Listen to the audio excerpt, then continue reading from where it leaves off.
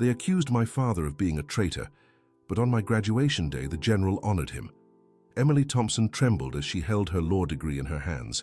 At 23, she had achieved something that seemed impossible for the daughter of the most hated man in Pittsburgh. The university auditorium was filled with celebrating families, but she knew many glances still carried contempt when they saw her. Then she heard the murmurs begin to spread through the crowd. An army general had just entered the auditorium, walking with firm steps between the rows of chairs.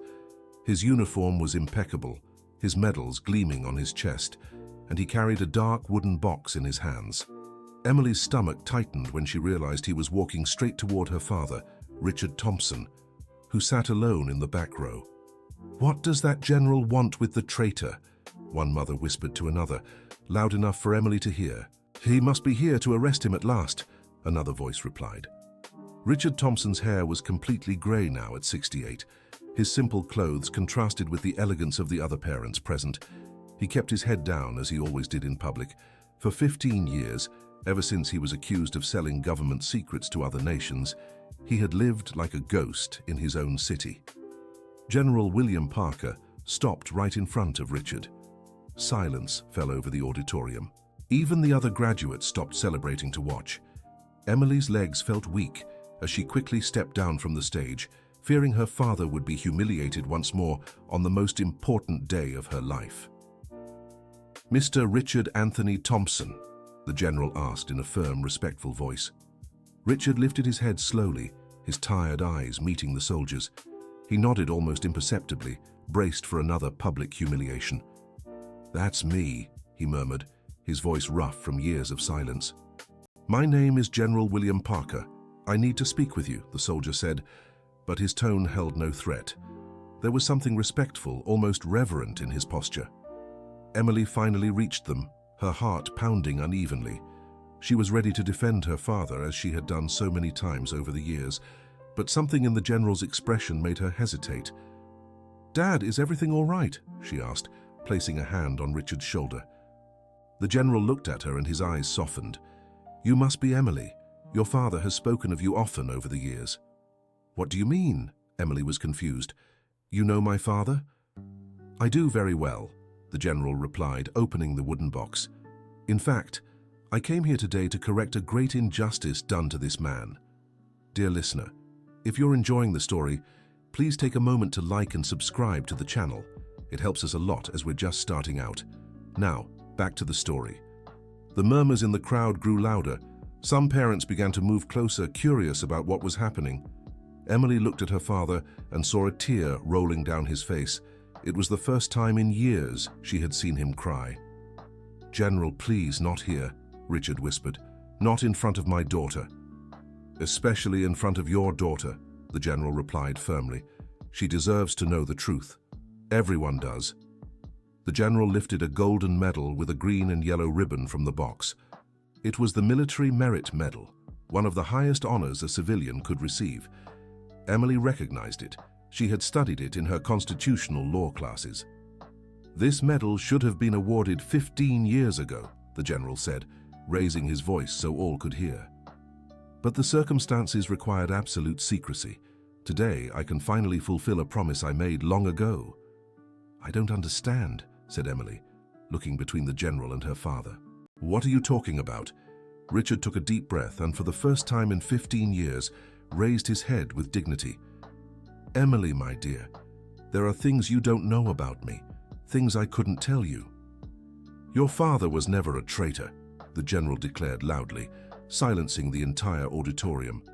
"Richard Anthony Thompson was one of the bravest and most patriotic agents this country has ever had. He sacrificed his reputation, his social life, his peace to serve the United States in one of the most dangerous missions we've ever coordinated." Emily felt the world spin. The general's words echoed in her mind, but it was hard to process what she was hearing. Her whole life had been built around the shame of carrying the last name of a traitor. She had chosen to study law precisely to try to clear the family name, to find some way to prove her father's innocence. "But the evidence, the photos, the documents," she stammered. "All part of the cover," the general explained. 15 years ago, we discovered a corruption ring operating within the state government. They were selling information about public bids and diverting funds meant for hospitals and schools. We needed someone on the inside to infiltrate the group. Richard looked at his daughter, his eyes filled with regret. I worked in the city contracts department. I had access to the documents they needed. The general approached me and asked me to get close to the real traitors. To do that, we had to create a false identity for your father, the general continued. He had to appear corrupt, had to seem willing to sell information. We fabricated evidence to incriminate him, leaked it to the press. It was the only way to gain the trust of the real culprits. Emily sank heavily into an empty chair. Her mind raced to all the times she had defended her father in school, all the doors that had closed on her because of her last name, all the nights she had cried under the weight of that shame. "Why didn't you ever tell me?" she asked, her voice trembling. "Because it was dangerous," Richard replied, stepping closer. "The real corrupt officials couldn't suspect a thing. If they knew you or your mother were aware of the truth, our lives would have been at risk." "Did my mother know?" Richard shook his head. "She couldn't handle the social pressure. We separated 12 years ago because she believed the accusations. I couldn't tell her, the operation's rules were clear." "And you let her go believing she was married to a traitor?" Emily was furious. "It was the hardest decision of my life," Richard admitted, tears now streaming freely. "But I had to choose between saving my marriage and protecting thousands of people being harmed by the corruption." The general watched the conversation in silence, allowing father and daughter to process the revelation. Around them, the other families listened in absolute quiet, some with expressions of shock, others with shame for having judged Richard all those years. "The results of the operation were extraordinary," the general said, reclaiming the floor. "For 5 years, your father gathered enough evidence to dismantle a network that had embezzled over $80 million from public funds. 23 people were arrested, including 2 mayors, a state representative, and several business owners." "But why only now?" Emily asked. "Why wait 15 years to reveal the truth?" "Because there were still ongoing investigations," the general explained. "Some of those involved managed to flee the country. Others had enough resources to delay the trials for years. Just last month, the last of the corrupt was definitively convicted. Now, finally, we can reveal the truth about the operation." Richard looked at the medal in the general's hands. "I didn't do this for recognition. I did it because it was the right thing to do." "And that's exactly why you deserve this honor," replied the general, fastening the medal to Richard's simple suit jacket. "You sacrificed everything for the greater good. Your reputation, your family, your peace. Few men would have that courage." The audience began to murmur, but now the tone was different. There was no more scorn, only admiration, and even shame for having judged Richard all those years. Emily stood up and hugged her father. "Forgive me for doubting you," she whispered in his ear. "You never doubted my daughter," Richard replied, holding her tight. "You may have questioned the accusations, but you never doubted my character. You always defended me, even when everyone was against me." "There was one more thing I needed to deliver personally," said the general, taking an envelope from the box. "This is an official letter from the federal government, fully exonerating Mr. Richard of all charges. Additionally, there's compensation for the emotional distress suffered over these 15 years. Richard took the envelope with trembling hands. "I don't want money. I just wanted my daughter to know the truth." "You can use that money however you wish," said the general, "but there's a suggestion attached. The government would like to propose that part of these funds be used to create a free legal assistance program for families who've suffered injustices. It would be a way for your sacrifice to keep helping others." Emily looked at her father with pride. All these years, she had dreamed of becoming a lawyer to defend the wronged. Now she discovered that her father had spent 5 years of his life doing exactly that, in a way she could never have imagined. "Professor Williams said you were the top student in your class," the general remarked, surprising Emily. "You spoke to my professor?" "I spoke to several professors at the university over the past few weeks," the general admitted. "We needed to be sure today would be the perfect day for this revelation. Your father insisted it had to be on your graduation day." Richard smiled for the first time in a long while. "I wanted the most important day of your life to be when you found out your father wasn't a traitor, but a hero. "You've always been my hero, Dad," Emily said, moved. "Even believing the accusations, I admired your strength to keep living with dignity despite everything." Dear listener, if you're enjoying the story, take a moment to like and especially subscribe to the channel. It helps us a lot as we're just starting out. Now continuing, the university dean approached the group visibly emotional. "Mr. Thompson, on behalf of the entire institution, I'd like to apologize. Over the years, there were times we didn't give your daughter the opportunities she deserved because of prejudice." "Emily earned everything on her own merit," Richard replied proudly. "She became the best in her class despite the hardships, not because of favors." "Still, we want to do what we can to make amends," said the dean. "We'd like to offer her a position as an assistant professor here at the university, along with a full scholarship for her specialization." Emily was speechless. In just minutes, her life had completely changed. The father she'd always defended was indeed a hero, and now she had the chance to begin the career she'd always dreamed of. "There's one more thing," said the general, pulling another envelope from the box. "This is a letter from your mother." Richard paled. "What do you mean?" "When we decided to reveal the truth, we thought it was only fair to contact Mrs. Catherine. We explained the whole situation to her. She asked us to deliver this personally." With trembling hands, Richard opened the letter. His eyes filled with tears as he read. Emily couldn't see the contents, but she could see the impact the words were having on her father. "What did she say?" Emily asked anxiously. Richard wiped his eyes and looked at his daughter. "She's coming here. She should arrive next week. She said she always knew deep in her heart that I wasn't capable of betraying the country. That she just didn't have the courage to stay because the social pressure was too much. Is she coming back home?" "She doesn't say that in the letter," Richard replied cautiously, "but she says she wants to talk, that she needs to apologize for not trusting me." General William Parker watched the scene with satisfaction. 15 years ago, when your father accepted this mission, I promised that one day I would make things right. Today I've finally kept my word." "General, can I ask you something?" Emily said. "How did you uncover the corruption network?" "It was through an anonymous tip," the general explained. "Someone sent documents to our department showing irregularities in public bids. When we investigated, we found the scheme was much bigger than we imagined." "And who made that report?" The general looked at Richard, who gave an almost imperceptible nod. "It was your father."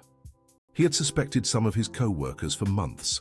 When he finally gathered enough evidence, he came to us. Emily looked at her father with even more admiration. "So you were the one who uncovered everything?" "I only did what any citizen should do," Richard replied modestly. "When I saw money meant for hospital renovations being diverted, I couldn't stay silent." "But you knew accepting the mission would destroy your reputation?" "I knew," Richard admitted. "But I also knew that if I did nothing, many people would keep suffering. Hospitals without equipment, schools without proper facilities, families without the care they deserved." The general addressed the audience, which was still silent. "For 15 years, many of you judged this man. It's understandable. The evidence planted by our operation was convincing. But today I hope you understand that sometimes what we see on the surface doesn't tell the whole story." One of the mothers, who had made disparaging remarks earlier, approached Richard. "Mr. Thompson, I need to apologize. For years, I made cruel comments about you in front of my children. I'll talk to them today to explain what really happened." Others began to approach, each wanting to apologize or express their admiration. Richard accepted every apology with humility, showing no resentment or bitterness. "Dad, how were you able to forgive all these people?" Emily asked when they were alone for a moment. "Because they were only reacting to the information they had," Richard replied. "If I were in their place, I probably would have done the same. What hurt me wasn't their judgment. It was not being able to tell you the truth." "Now I understand why you always encouraged me to study law," Emily said, hugging her father again. "You wanted me to help people who were wronged, just like you were." "Actually, I was afraid you'd want to study law," Richard admitted. "I worried you'd spend your life trying to clear my name when you should have been building your own future." "But that's exactly what motivated me to be a good student," Emily said. I wanted to prove our family had worth, no matter the accusations. Professor William, Emily's advisor, approached the group. Emily, I always knew there was something special about you. Now I understand where that determination to fight for justice comes from. Professor, can I ask you a personal question? Said Emily. Did you always know the truth about my father? I didn't know the details of the operation, replied the professor.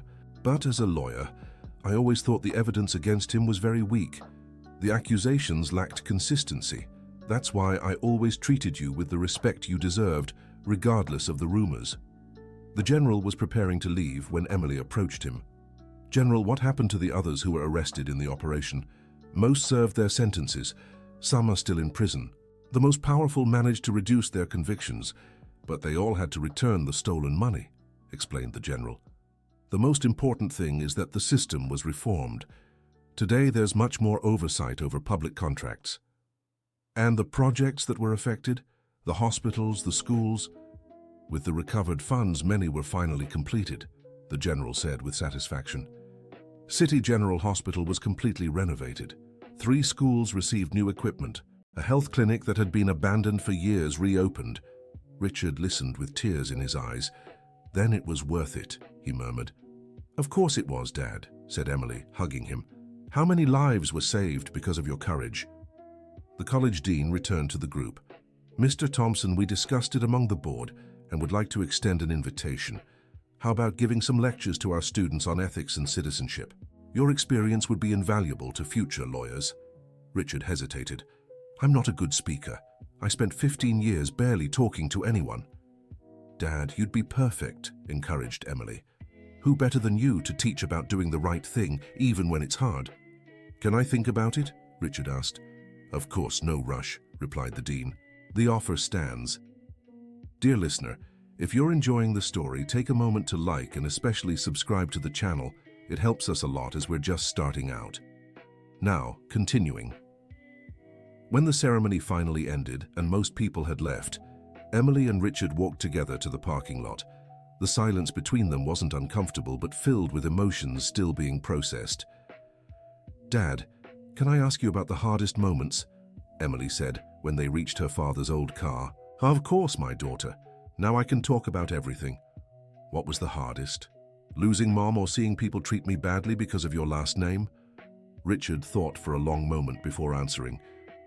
Seeing you suffer was much worse than losing your mother. With her, I knew I could explain everything one day.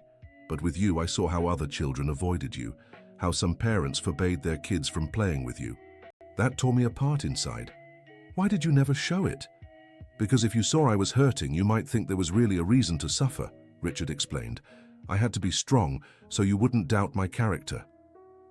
Were there times you thought about giving up the mission? Many, Richard admitted, especially when your mother left. But then I'd think about the families harmed by the embezzlement. I'd think of sick children who couldn't get treatment because the hospital's money had been stolen. Emily opened the car door but didn't get in. Dad, there's something I need to tell you. All these years I didn't just study to earn my law degree. I also investigated your case. Richard looked at her in surprise. What do you mean? I talked to journalists, sought out people involved in the case, studied every document I could find, Emily explained. Something didn't add up about the accusations against you. What did you find out? I discovered that the person who supposedly received the information you sold didn't even exist, said Emily. The name on the documents was fake. I also found out that the bank accounts mentioned never received any money. Richard smiled proudly. You've always been an excellent detective. Why did you never ask me about my investigations? Because I knew you were looking into it, Richard admitted. And I knew sooner or later you'd uncover the truth on your own. Part of me hoped you would before I could tell you. So you knew I didn't fully believe the accusations? I knew you wanted to believe me, but the evidence was very convincing, Richard said. That's why I never blamed you for having doubts. They got into the car, and Richard started the engine. It was an old car, one he kept running with great care and frugality. Over those 15 years, he had worked simple jobs, since no one wanted to hire an alleged traitor for positions of responsibility. Dad, what did you do to make a living all these years? I worked as a gardener, a janitor, A bricklayer's assistant, Richard listed. Any honest job that paid enough to keep our home and fund your education. You never complained, never seemed unhappy with the work. Honest work is never something to be ashamed of, Richard said. Besides, I met wonderful people in those jobs. Simple folks who judged me by my character, not the rumors they'd heard. On the way home, they passed by City General Hospital. Richard slowed down and pointed at the building. See how nice it looks now? 15 years ago, it was falling apart. Emily looked at the renovated hospital with its fresh facade and well-kept gardens. How many people were helped because of your decision? Thousands, Richard answered with satisfaction. And not just at the hospital. The schools, the clinics, all the projects that were restored with the returned money. Do you have any regrets? Richard thought carefully before answering. I regret not finding a way to protect you and your mother from the suffering, but I don't regret accepting the mission.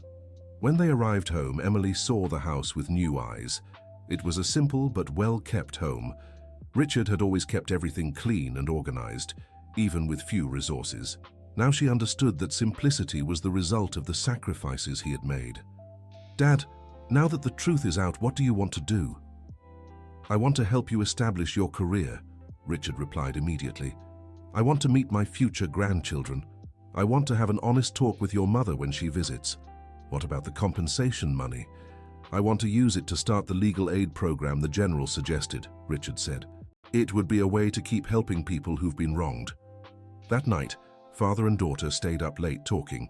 Richard shared details of the operation he had kept secret for 15 years. He spoke of moments of danger, times he was nearly exposed, and the evidence he had gathered. The hardest part was pretending I was willing to harm the country, Richard confessed. I had to convince criminals I was one of them. It went against everything I believe in. How did you keep going? By telling myself each day of pretending brought me closer to gathering enough evidence to dismantle the scheme, Richard explained. Every false piece of information I sold was actually bait to uncover more about the network. Weren't you ever afraid of being caught? Constantly, Richard admitted, but the General had set up a very solid cover for me. Even some federal agents believed I was truly guilty. How many people knew the truth? Only 5 people in the federal government, Richard replied. The General, the Operation Director, 2 intelligence analysts, and the Attorney General.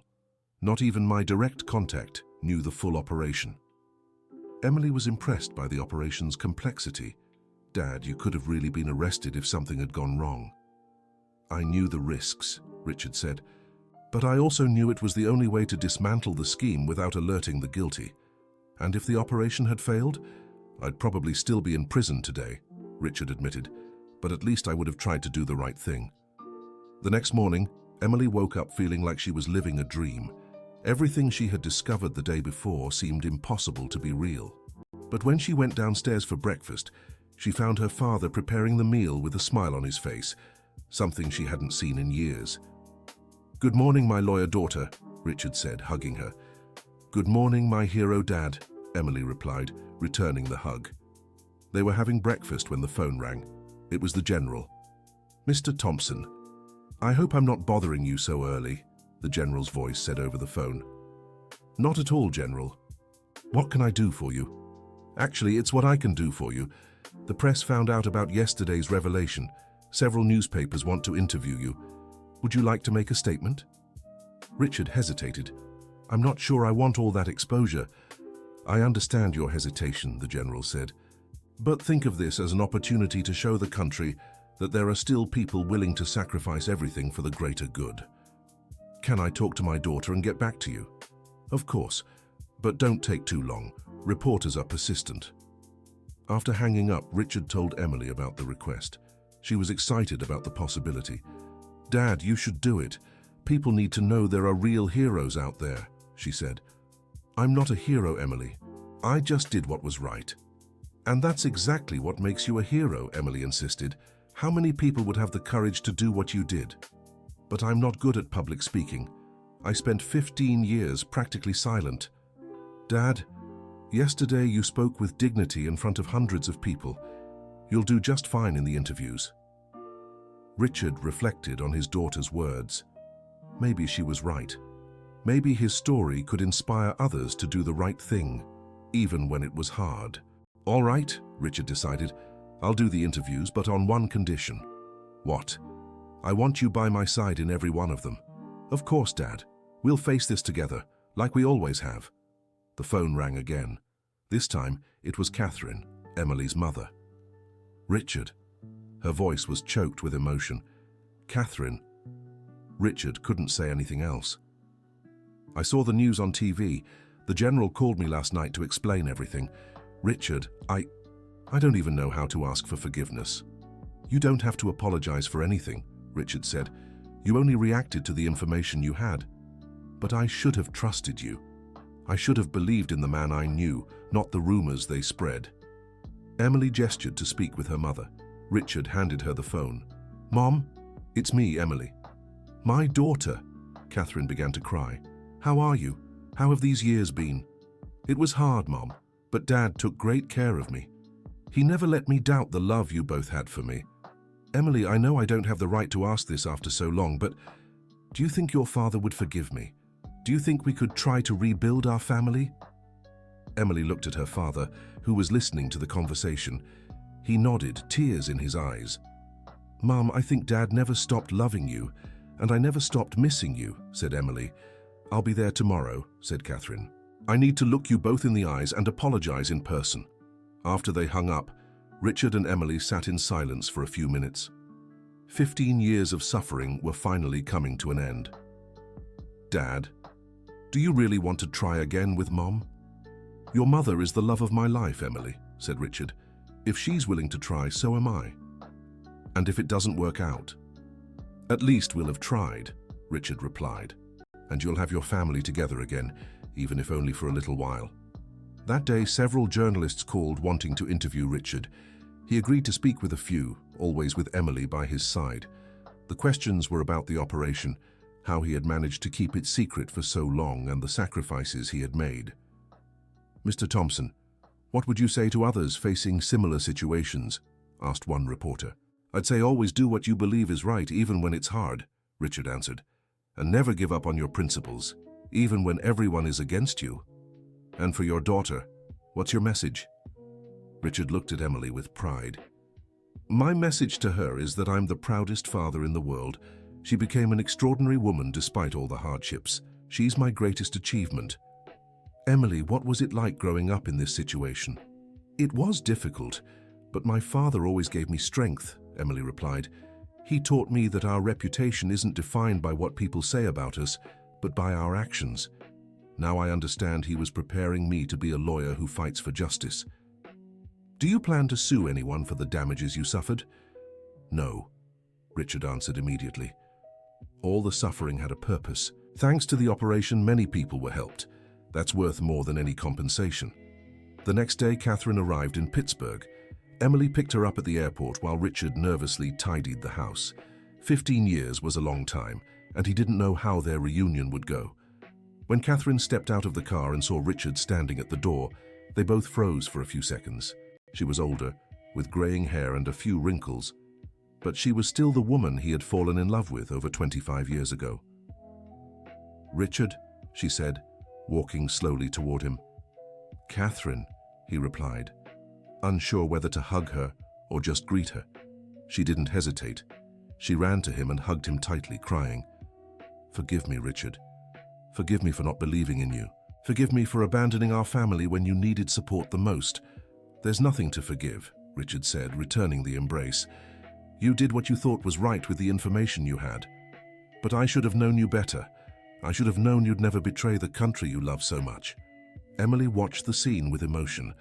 After 15 years, her family was together again. In the following days, Catherine learned about the family's new reality. She saw how Richard had raised Emily with so much love and dedication, how he had maintained his dignity despite all the humiliation, and how their daughter had become a strong, determined woman. "Richard, how were you able to forgive everyone?" Catherine asked one evening as they talked on the porch. "Because holding on to bitterness would only have hurt me more," Richard replied. "I chose to use my energy to be a good father and fulfill my mission." "And you succeeded perfectly at both," Catherine said, holding his hand. "Catherine, "I know you remarried," Richard said. "I don't expect you to leave your current life for me." "I divorced 2 years ago," Catherine revealed. "I could never completely forget you. I always knew there was something wrong with the accusations, but I didn't have the courage to stay and face society. And now I want to stay if you'll have me back," said Catherine. "I want to help you create the legal assistance program. I want to stand by your side during the lectures you'll give at the university. I want to be a grandmother to Emily's future children." Richard smiled. "I never stopped loving you, Catherine. If you're willing to start over, so am I." A few weeks later, the legal assistance program was officially launched. Richard and Emily worked together, she as the lawyer handling the cases, and he as an advisor using his experience to identify injustices. The first case they took on involved a family being wrongfully evicted from their home. The property owner had forged documents to justify the eviction, wanting to sell the land to a construction company. "This is exactly the kind of injustice we want to fight," Emily told her father. "And we have the tools to do it," Richard replied. "Your legal training and my experience investigating fraud." Working together, they managed to prove the documents were falsified and ensured the family could stay in their home. It was the first of many victories they would achieve in the years to come. Richard also began giving lectures at the university, as he'd been invited to do. Though nervous at first, he soon realized he had much to share with the young students. "Life will put you in situations where you'll have to choose between what's easy and what's right," he said in his lectures. "I hope you always choose what's right, even if it comes at a personal cost." The students were fascinated by his stories. Many sought out Emily after the lectures, wanting to learn more about the legal assistance program and how they could contribute. "Professor Richard, how do you define heroism?" a student once asked during a lecture. "Heroism isn't about feeling no fear," Richard replied. "It's about feeling fear and still doing what's right. It's putting the common good before your own." "And you never regretted your decision?" "I regret not finding a way to shield my family from the suffering," Richard said. "But I'll never regret helping expose the corruption that was harming thousands of people." A year after the truth came out, Emily married Michael, a college classmate who had always admired her determination to fight for justice. The wedding was simple but moving. Richard walked his daughter down the aisle, and Catherine sat in the front row, proud of the family they had rebuilt. "Dad, thank you for teaching me that justice is worth any sacrifice," Emily said during her wedding speech. "Thank you for never giving up on me, even when everyone else did," Richard replied, emotional. 2 years later, Emily gave birth to Richard and Catherine's first grandchild. The boy was named William Richard, in honor of the general who had revealed the truth and the grandfather who sacrificed everything for justice. "Grandpa, tell me the story of when you were a secret agent," the boy would ask as he grew older. "I wasn't a real secret agent," Richard would explain. "I was just a citizen who decided to do what was right." "But doesn't that make you a hero?" Richard would smile. "Maybe it does, my grandson, maybe it does." The legal assistance program had expanded to other cities. Emily now led a team of 12 volunteer lawyers, and Richard oversaw investigations into complex cases. In 5 years, they had helped hundreds of families. "Dad, you fulfilled your dream," Emily said one day, looking over the reports of resolved cases. "What dream?" "To keep protecting those who've been wronged," Emily replied. "You didn't stop when the official operation ended. He created a new way to keep fighting for justice, and you helped me make that dream come true," said Richard. "Alone, I could never have built all this." On the 10th anniversary of the truth being revealed, the university held a special ceremony. Richard was honored with the title of Professor Emeritus, and Emily received a plaque recognizing her work with the legal aid program. 10 years ago, when the truth came out, I thought I could finally rest," Richard said in his speech. "But I've learned that the fight for justice never ends.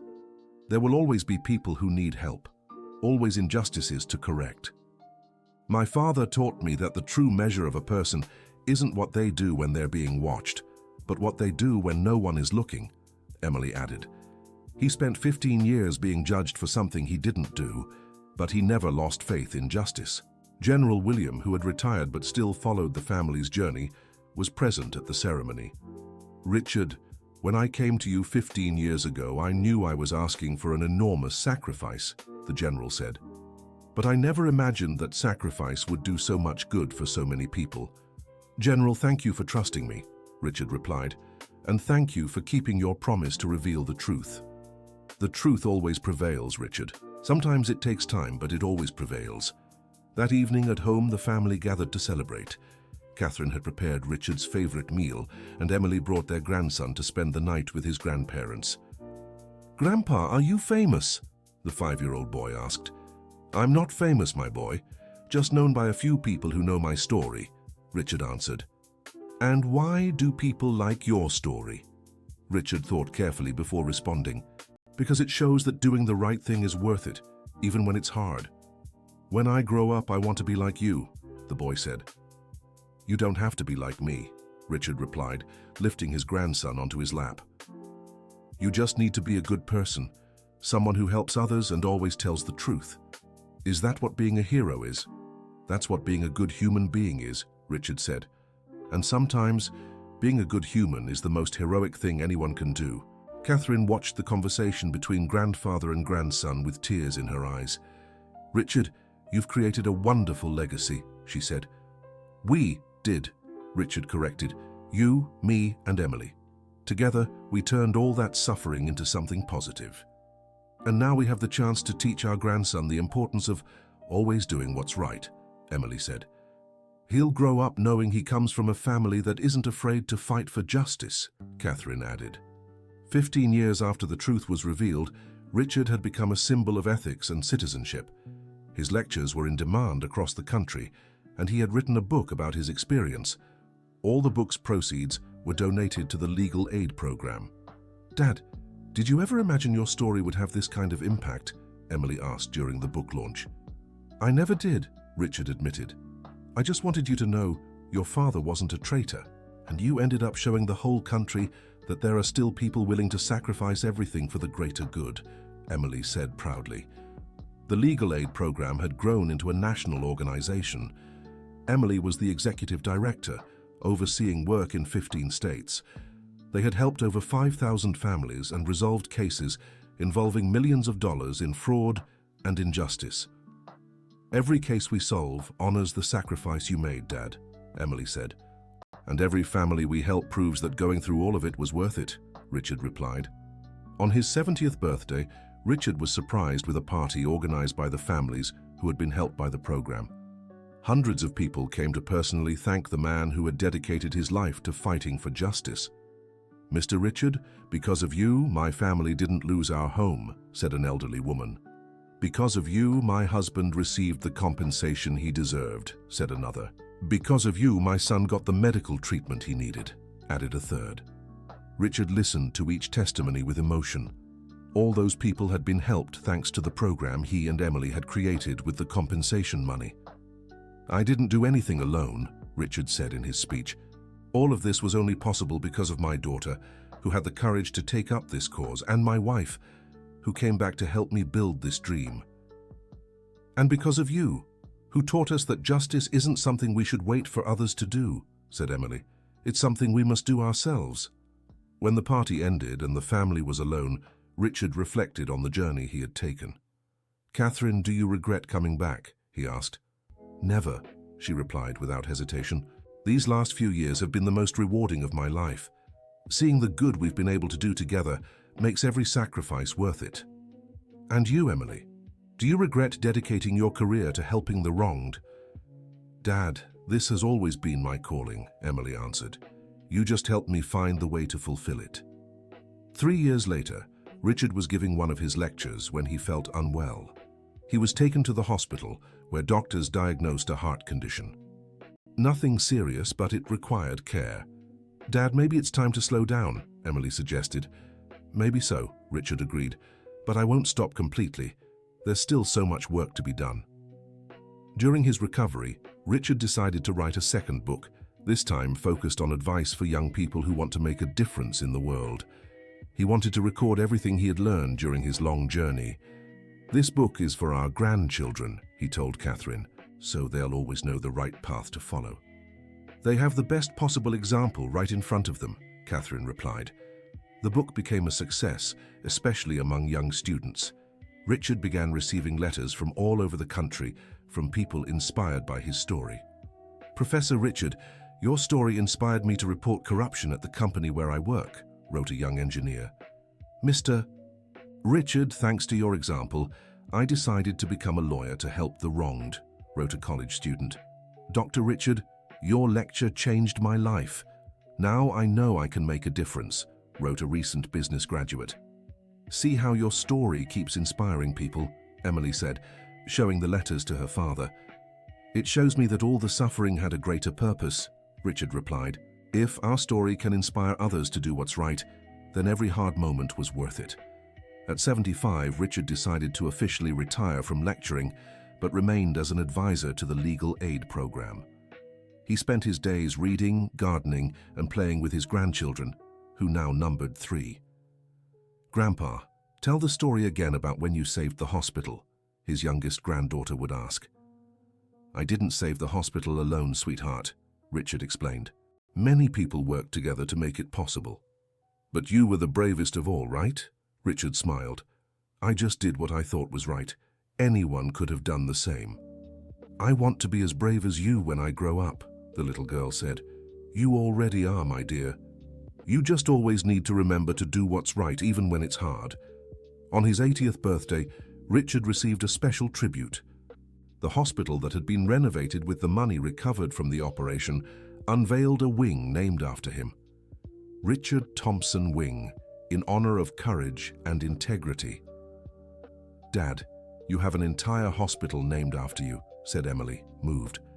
"It's an honor I don't deserve," Richard replied humbly. "Of course you do," said the hospital director. "Thanks to you, thousands of lives have been saved in this hospital over the years." On the dedication plaque, it read, "Dedicated to Richard Anthony Thompson, who proved that an ordinary man can do extraordinary things when guided by courage and justice." "This plaque should mention you too, Emily," said Richard. "You carried on my work and made it something much greater." "I just followed your example, Dad," Emily replied. "You taught me that our responsibility doesn't end when we expose an injustice. It continues until every wrong is made right. And that's a lesson our grandchildren will carry for life," added Catherine. That evening, the family gathered to celebrate another milestone in Richard's journey. But for him, the true celebration was seeing how his decision to do what was right had created ripples of good that kept spreading. "If I could go back and choose again, I'd do everything exactly the same," Richard told the family. "Even knowing all the suffering we'd have to endure?" asked Catherine. "Especially knowing that," Richard replied, "because now I know that suffering had a purpose. It made us better people and allowed us to help thousands of others." "Dad, your story proves that justice always prevails," said Emily. "Not always," Richard corrected. "But when good people come together to fight for it, it stands a chance. And it's our duty to ensure there will always be good people willing to fight," Catherine added. When Richard turned 85, he was surrounded by a large, close-knit family. Emily had 2 more children, and all the grandchildren grew up hearing their grandfather's stories and learning the importance of doing what's right. "Grandpa, when I grow up, I'll continue the program you and Mom started," said the eldest grandson, now 15. "And I'll be a lawyer like Mom to help the wronged," said the 12-year-old granddaughter. "And I'll be a general like Uncle William to protect good people," said the youngest grandson, 8. Richard listened to his grandchildren's plans with a heart full of pride. His decision to sacrifice everything for justice had created a legacy that would live on for generations. "You don't have to follow in our exact footsteps," he told the grandchildren. "You just always need to remember to do the right thing, no matter what path you choose." "But Grandpa, if everyone does the right thing, will the world become perfect?" asked the youngest granddaughter. Richard chuckled softly. "The world may never be perfect, my dear, but if each person does their part to make it better, it'll become far fairer and happier for all." "And is our part to continue the work you started?" asked the eldest grandson. "Your part is to discover your own unique way to help the world," Richard replied. "It might mean carrying on our work, or it might mean creating something entirely new. What matters is never giving up the fight for what's right." At the end of his life, Richard could look back and see that his decision to accept that dangerous mission had been the best one of all. not just for helping dismantle corruption, but for setting an example that would keep inspiring people for generations. Catherine, do you think our story will be remembered 100 years from now? He asked one evening as they sat on the porch watching the stars. I don't know if our story will be remembered, Catherine replied, but I'm certain the example we set will live on in the people we helped and in our descendants. And maybe that's more important than being remembered, said Richard. Maybe true success is knowing we did our part to make the world a better place. You've definitely done your part, my love, Catherine said, holding his hand. And you still do every day. Richard smiled. At 85, surrounded by the family he loved, and knowing he'd dedicated his life to a cause greater than himself, he could say with certainty that he'd lived a life worth living. The legal assistance program continued to grow, now under Emily's leadership, and with the active participation of their oldest grandchildren. They'd helped over 10,000 families and become a national model in the fight against injustice. Dad, you created something much bigger than just an operation to dismantle corruption, Emily said on Richard's last birthday. You started a movement of people who believe in justice and are willing to fight for it. We created it, my daughter, Richard corrected. And what matters most is that this movement will continue long after we're gone. And so the story of Richard Thompson, the man who was accused of being a traitor but was truly a hero, became a legend of courage, sacrifice, and redemption. His decision to do what was right, even knowing it would cost him everything he held dear, inspired thousands to follow the same path. The truth, as always, prevailed, and with it came not only the vindication of a wronged man, but the creation of a legacy of justice that would continue to impact lives for generations to come. The end of the story. So what did you think of this touching story? Leave a comment sharing which part moved you most, and if you know anyone who's faced a similar injustice. Subscribe to the channel so you don't miss other stories showing how truth and courage can transform entire lives.